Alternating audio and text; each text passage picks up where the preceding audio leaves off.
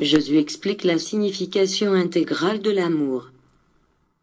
En tout temps, ma doctrine vous a montré que l'amour est son essence. L'amour est l'essence de Dieu, tous les êtres boivent de cette source pour vivre. C'est elle que surgit toute la vie et la création, l'amour est le principe et la fin dans la destinée de tout ce qui a été accompli par le Père. En présence de cette force, qui fait tout se mouvoir, l'illumine et le vivifie, la mort disparaît, le péché s'efface, les passions s'évanouissent, les impuretés se lavent et tout ce qui est imparfait se perfectionne. Je vous ai révélé mon existence et l'explication de la vôtre. Je vous ai fait découvrir que le feu qui donne vie et anime tout est l'amour. Il est le principe duquel ont jailli toutes les natures. Et voici que vous autres, vous naquîtes par amour, vous existez par amour, vous étiez pardonnés par amour et serez éternels par amour. L'amour est le principe et la raison de votre existence.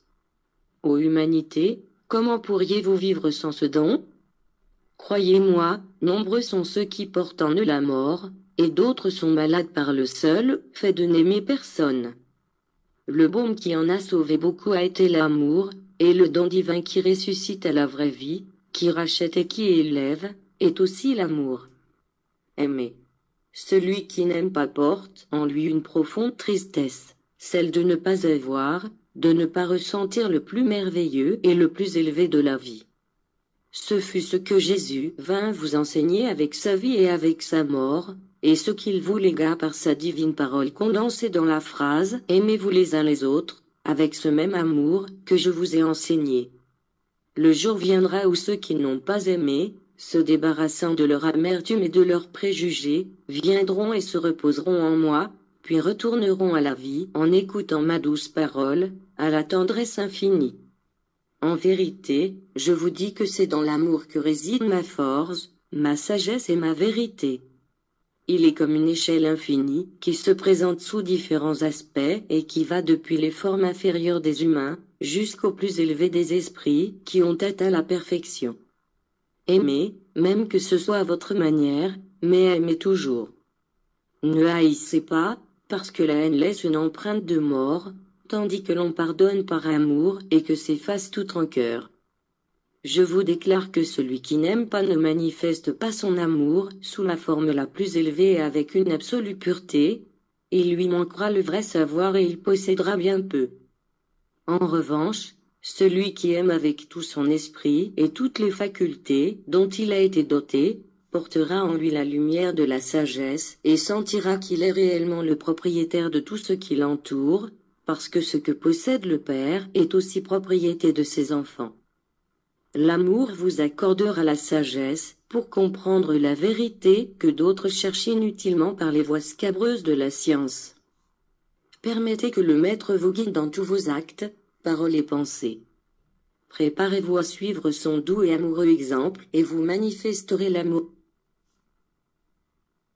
divin. De cette manière vous vous sentirez proche de Dieu, parce que vous serez en harmonie avec lui. Si vous aimez, vous réussirez à être doux, comme le fut Jésus. Celui qui aime comprend, celui qui étudie fait preuve de volonté et celui qui a la volonté peut accomplir beaucoup. Je vous dis que celui qui n'aime pas avec toute la force de son esprit, ne connaîtra ni élévation, ni sagesse et n'accomplira pas de grandes œuvres. Ne laissez pas votre cœur se remplir d'orgueil, parce qu'il symbolise le feu de l'éternité d'où tout jaillit et où tout se vivifie.